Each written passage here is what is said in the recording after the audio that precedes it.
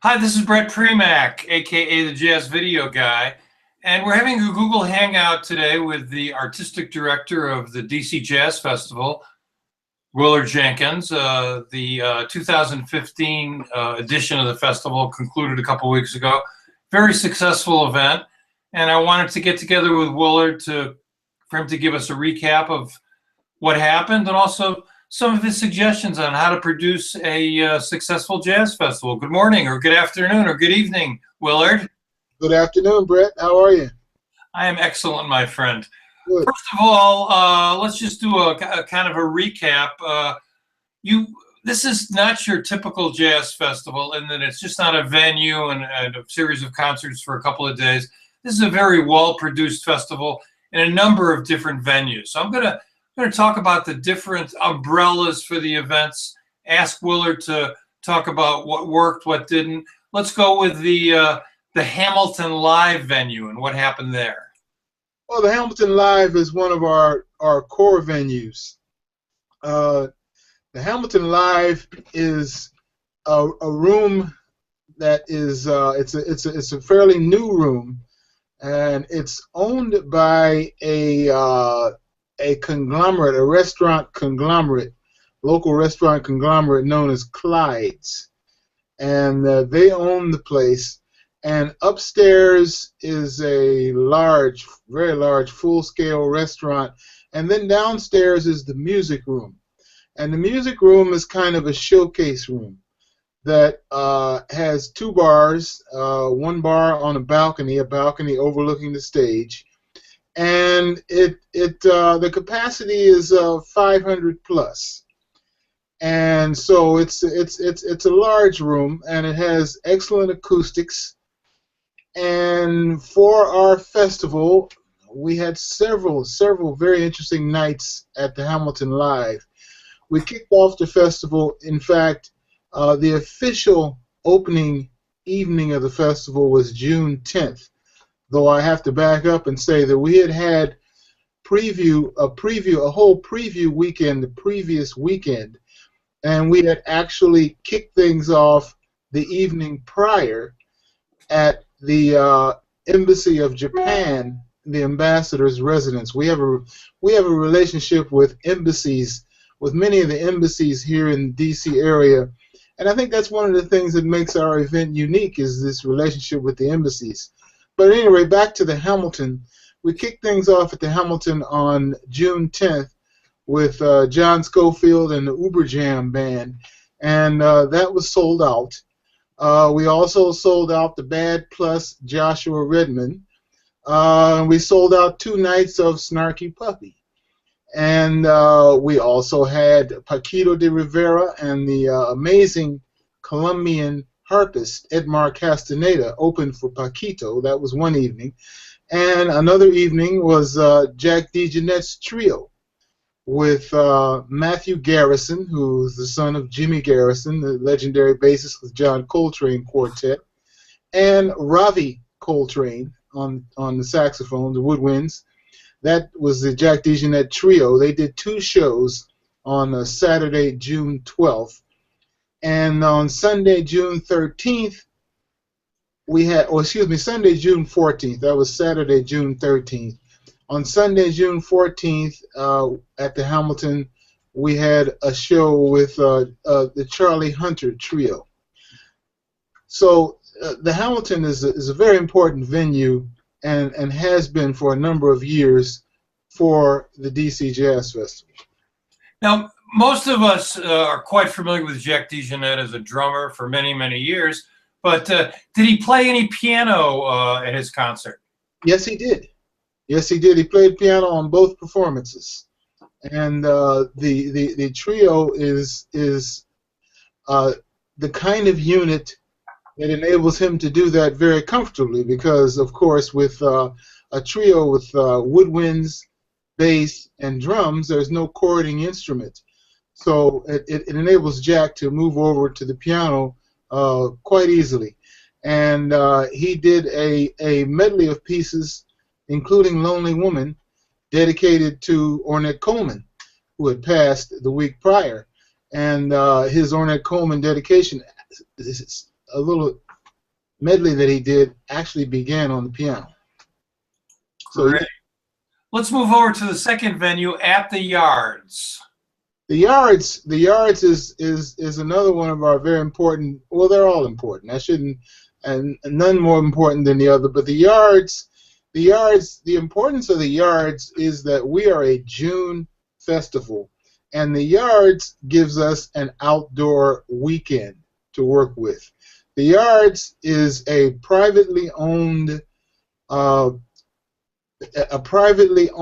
area along the Anacostia River, next to the Navy Yard. You know, the famous Navy Yard where they had the shooting last year and whatnot. This is right next to that. And the Yards is operated by a company called Forest City. And we have a relationship with them to produce 2 evenings at the Yards. The first of those evenings was Friday, June 12th, and that was free.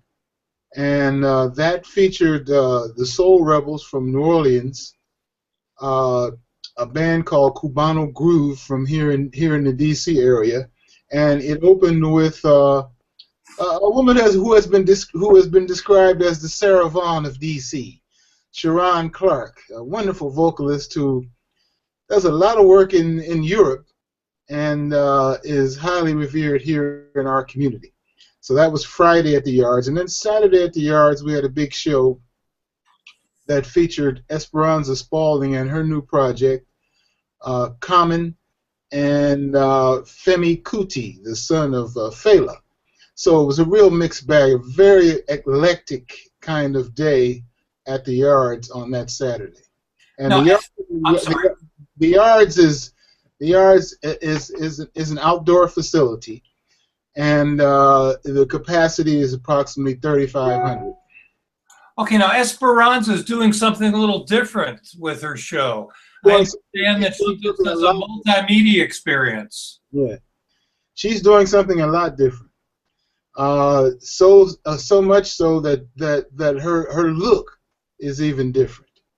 Everybody's used to seeing Esperanza Spalding with the big flowing natural and playing the acoustic bass. Well, in this particular project, which is called Emily D's Evolution, Emily is her middle name. And this particular project has an autobiographical kind of theme to it. And she also uses multimedia. She uses screen images behind the band. She plays a little bit of piano for certain effect. And she mainly plays, the bass guitar and sings throughout the entire program. And she has a backing vocalist as well. So it's a very different project from what people are used to. And I must admit, a lot of people were taken aback because they weren't expecting that. You know, people come to performances with certain expectations. And I try to tell folks, you can't come with those kinds of expectations. This, particularly with a young artist like this, she's experimenting with a new program and doing a new project and actually experimenting with a new persona. So this particular persona, you're not going to necessarily see the acoustic bass, and you're not going to hear those recordings that she became famous for on Radio Music Society, for example. You're not going to hear that music. You're going to hear brand new music. And sometimes when an artist has gained a certain notoriety and they play a program of entirely new music with no reference to what people had come to expect, it throws audiences for a loop. And we had some people that felt that way, but we had others that felt different. It was interesting, of the reviews that came out, there was one review that was all over it. The guy was raving about this new project and about what she's doing with this new project and how great it is. And there were others who were kind of lukewarm towards the new project. So it's a work in progress for her. And, you know, there's been a lot of talk about non-jazz artists playing at a jazz festival. You had Common and Femi Kuti. Why did you decide to book them for a jazz festival? Well, several reasons. First and foremost, those are artists who are not performing necessarily in the jazz arena, but whose history and whose artistic efforts suggest that they have a strong appreciation, respect, and relationship to jazz. If you look at Common's history, Common has appeared with Roy Hargrove. Robert Glasper has been Common's music director at times. He appeared on one of Robert Glasper's records. So he has those chops and that respect. And it was interesting because after his performance on his Instagram page, he was raving about how this was a very spiritual experience for him performing in D.C. in this context. And in the case of Femi Kuti, you know, his father, Fela, was a diehard Miles Davis and John Coltrane enthusiast. And if you listen to that Afrobeat music, and Femi is a 21st century variation on what his father crafted and called Afrobeat with the horns, etc. If you listen to that music, there's a strong relationship and influence of jazz. So these are artists that we feel comfortably fit within a jazz festival context, though they are not themselves jazz artists.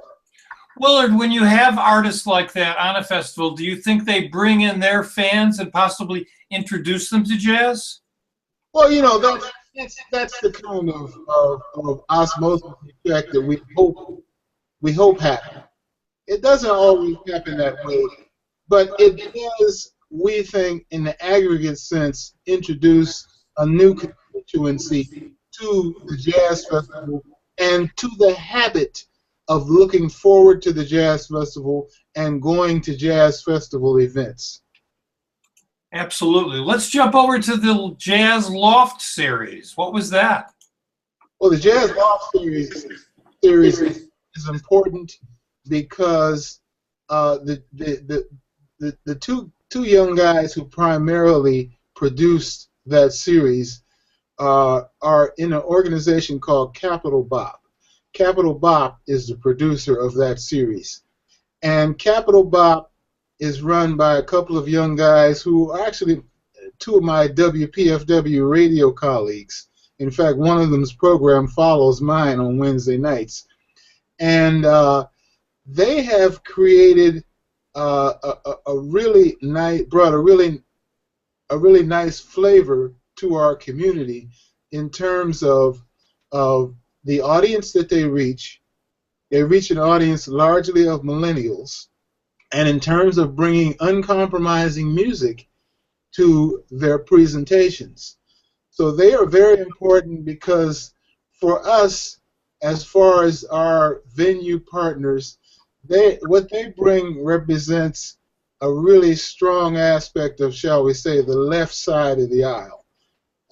They, for example, produced one evening with a bassist who goes by the name of Thundercat. And Thundercat has worked extensively with people like Kendrick Lamar. In fact, he's on Kendrick Lamar's recording. And his brother, Ronald Bruner, is an exceptional drummer who has worked with Stanley Clarke.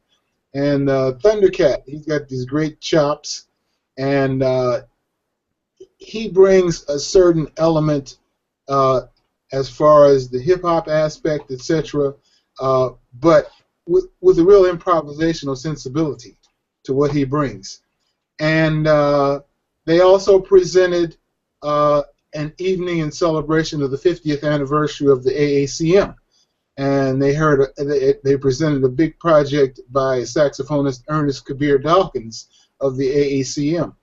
And so they represent kind of a loft tradition. They use a lot of pop-up spaces and a lot of lofts around town. They don't have a static venue. They move around town to different spaces with what they do. And they bring a very rich flavor to what we do. Let's jump over to the East River series. Again, here, the East River series, our festival, which, as you indicated and know, is called the DC Jazz Festival. as the DC Jazz Festival, and as you indicated in your preface to your first question, we are a citywide festival. We're very proud to be a citywide festival. We are not a festival which is in a static venue and presents all its programs in one venue. We are literally in all four quadrants of Washington, D.C. By all four quadrants, I mean northwest, northeast, southwest, southeast. And the Eastern River Jazz Festival brings us east of the Anacostia River over in southeast D.C. in parts of our community that don't ordinarily have the benefit of this kind of performance. And the East River Jazz Series presents majority of what they do is what they produce is free programming. A gentleman by the name of Bernard Gray is the producer, and he brings free programming, thematic programming. For example, this year he is celebrating the centennial of Billy Strayhorn. So all of his evenings during our jazz festival were based on the legacy of Billy Strayhorn from different angles, including the Afro-Cuban angle and the hip-hop angle on Billy Strayhorn. And those programs were presented in the community, in communities that do not ordinarily get jazz performance, at libraries and community centers and senior citizen centers, in fact, as well. So those kinds of things just bring a further, it's just broaden the flavor of the festival and the geographic reach of the festival.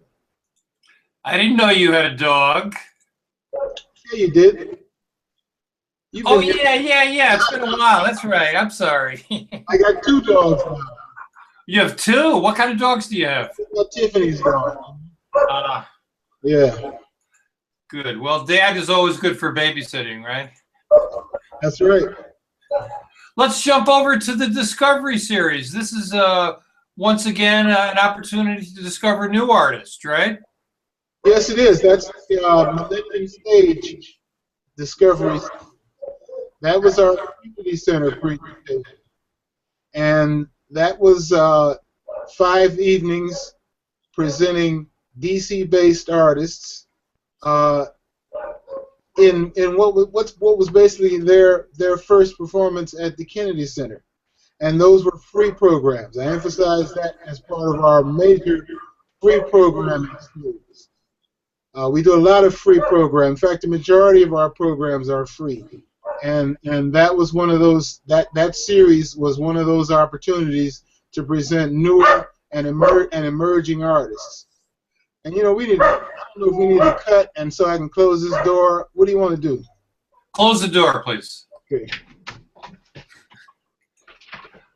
Some of us have dogs, and when this happens, we have to unfortunately shut them out. But I can testify that these are wonderful dogs. You can testify about one of them. I can testify about one of them. So is the Renaissance series similar, but just in a different location? The Renaissance series is at a hotel and is also DC resident artists. That's one of the things that's the backbone of the festival, is the fact that we have some extraordinary musicians who live right here in this community. And we feel it's incumbent to include our resident musicians in the festival. And as a result, we have a very good relationship with our community of musicians, because they know that our festival enables various opportunities for them to perform, usually in spaces where they don't ordinarily perform. And so the Renaissance Hotel is an example of that. And the Millennium Stage at the Kennedy Center, as I say, the Kennedy Center operates the Millennium Stage basically 365 days a year. Every evening at 6 p.m., the Kennedy Center presents free performances by a variety of different artists and art forms. And they invited us to produce five evenings on the Millennium Stage. And we presented our DC resident artists. And give you an example of the kind of thing that we did. There's a young saxophonist here in D.C. named Elijah Jamal Balbed, and he is of Saudi descent, and he is a graduate of Howard University's exceptional jazz program. And he also performed with the legendary pioneer of go-go, Chuck Brown.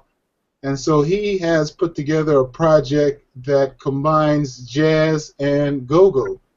And he had a tap dancer, and he had singers, and he had a rapper, but it was all in a strong jazz context. So that's the kind of thing that we did at the Kennedy Center Millennium Stage. Well, you mentioned the fusion of jazz and go-go. Let's jump right over to Jazz Meets Hip Hop. Was that a series or one concert, or how did that play out? That is an annual presentation for school children. That's one of our daytime presentations that we do for school children at a place called the Arc Theater. And the Arc Theater is located in a part of D.C. that also does not regularly receive jazz programs. And so that also enables us to be in another corner of the city and to bring a free program and to bus children for that. And that's bonus here by the name of Will Smith. He has a group called the WES Group for his initials. And he's also a professor. And he has done an exceptional program that he's put together called Jazz Meets Hip Hop that uses PowerPoint presentation and performance and really engages the kids. And the kids love it. And finally, the last component of the festival, something, of course, I'm very interested in, the Meet the Artist series, where you take a number of artists. They are interviewed by people from D.C. and the community. How does the audience respond to the Meet the Artist series? Well, you know, a couple of festivals this year, we had one scholar that you know, I think, by the name of Bill Brower, who did an interview with Jack DeJohnette on a Saturday at noontime, Saturday prior to Jack's evening performance at the Hamilton. And the audiences, they love that opportunity to get, shall we say, up close and personal with the artists. You don't ordinarily get that. You know, you go to concerts and whatnot, and you often see audience members kind of hovering around the backstage area, hopeful of getting an opportunity to speak with the artist or to shake hands with the artist or meet the artist. And that's what this series enables, is it enables audiences to get a sense of the artist away from the band, to get a sense of their development, what made them who they are and who they become, and to ask questions and to get up close and personal with artists. And I think that's very important for what I like to refer to as demystifying the music. Because for some people, the whole aspect of music, starting with improvisation, is a mystery. You know, people don't understand how these things come together and how these people improvise and bring things together in a cohesive sense. And they don't necessarily understand the process by which these musicians arrive at the choices that they make.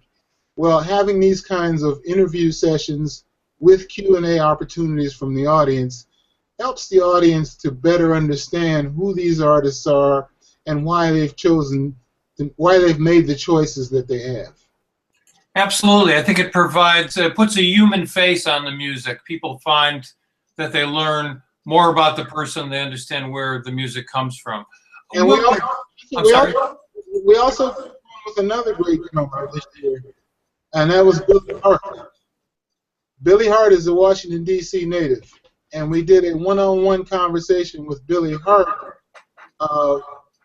with one of our master drummers in the community, who you know, I think, Nasser Abede. Nasser Abede did a one-on-one conversation with Billy Hart, and that was a preface, that was a Sunday afternoon preface to a Sunday evening concert that was definitely one of our greatest evenings of this year's festival, featuring the Cookers, at the all-star group, the Cookers, which is Billy Harper, Eddie Henderson, Donald Harrison, Cecil McBee, George Cables, and Billy Hart, and David Weiss.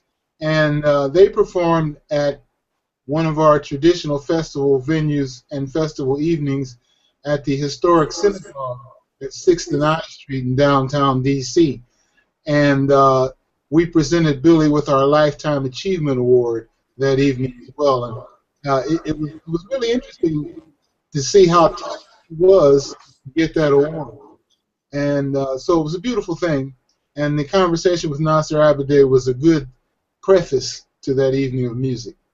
Well, certainly a very well-deserved award. Billy Hart has been around for a long time. He's played with Herbie Hancock, McCoy Tyner, Jimmy Smith, many, many artists, and you know, just a fantastic musician. And one thing about Nasser Abedeh, some folks may or may not be aware of, is that one of the young drummers who's playing in New York right now with tremendous promise is his son, Kush. Kush Abedeh. That's absolutely right.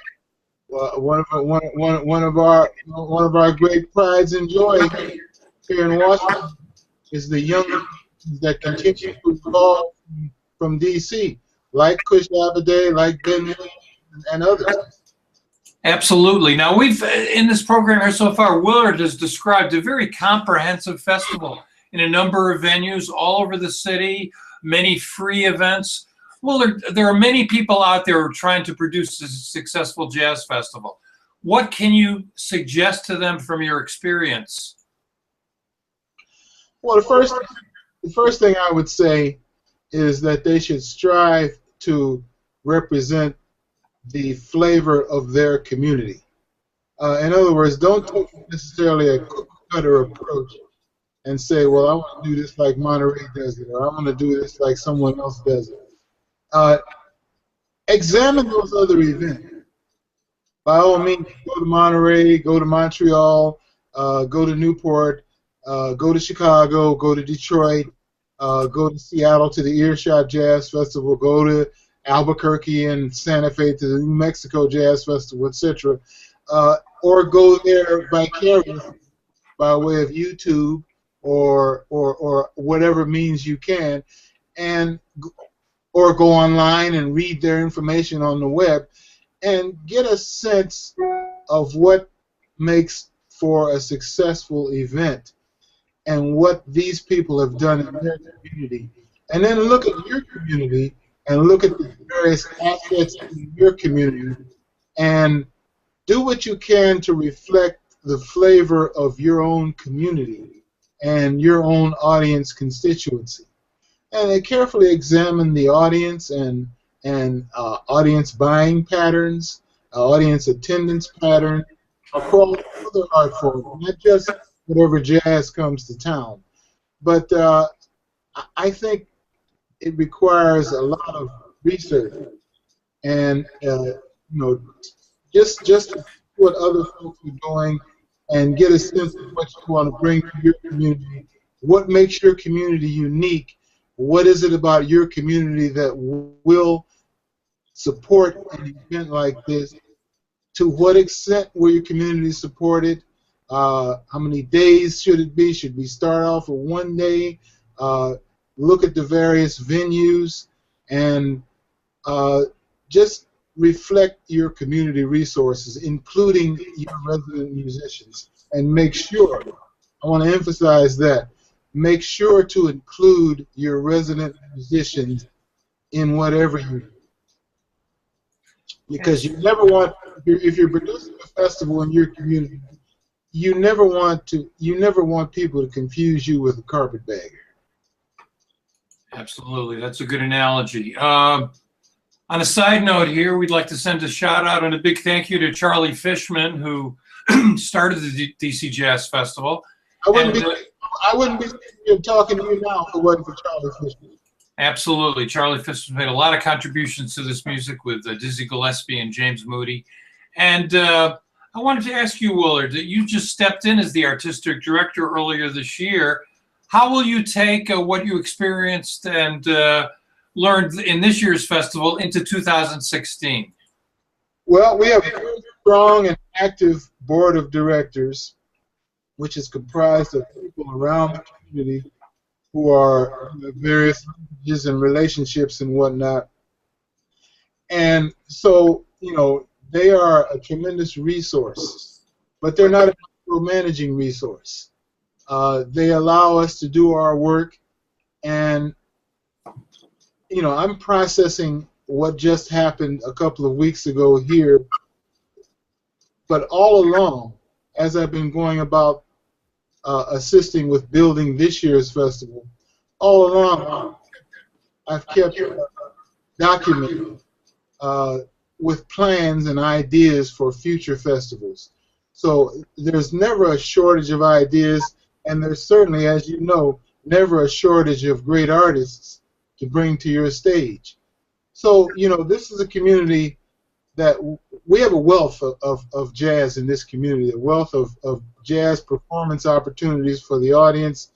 So you kind of have to look around at the other elements of the community, like one of our venues, the Bohemian Carriage, be cognizant of what they're doing and what the Kennedy Center is presenting with Jason Moran's program there.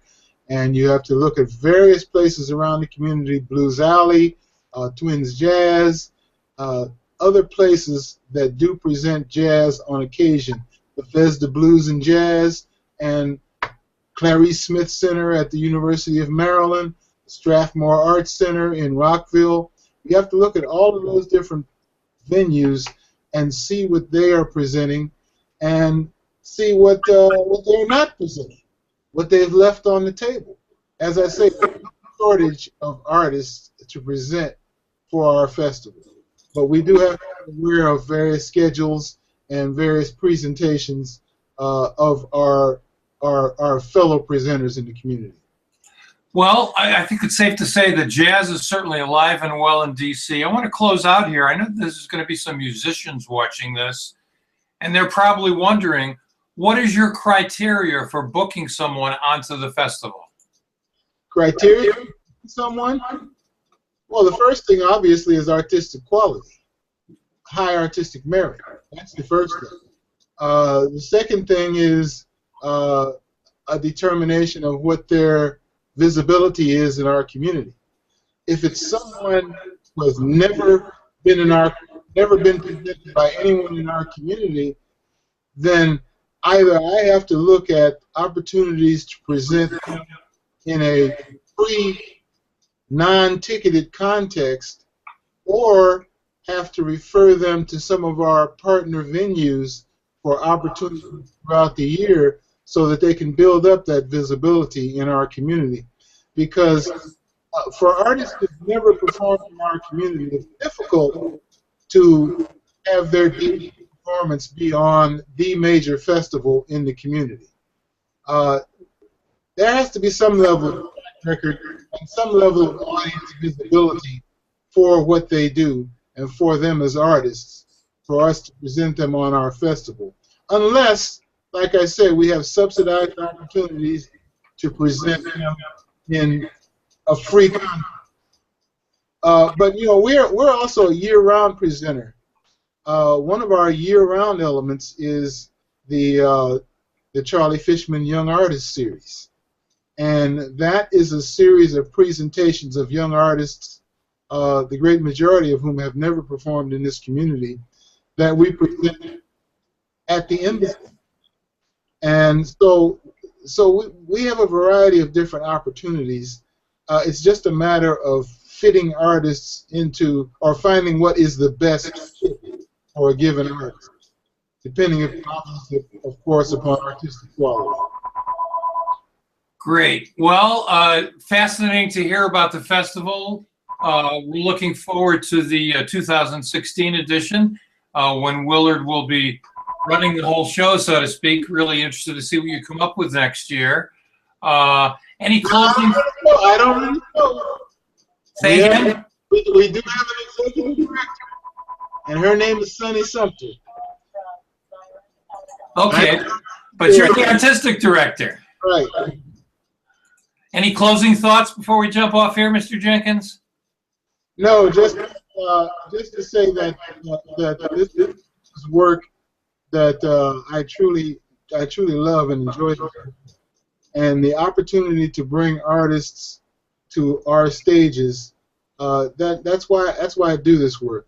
The opportunity to bring artists to our to perform it's an irresistible aspect of this work, and it's really great when you're standing there and watching you enjoy something that you brought to the stage, and it's a real gratifying aspect of this work.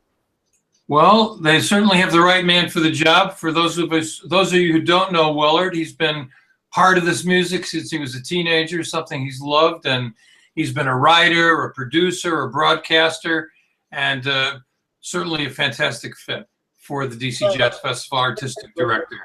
Thank you. Okay, and he also has a wonderful wife and 2 beautiful daughters, and he's a grandfather too. That's right. That's right.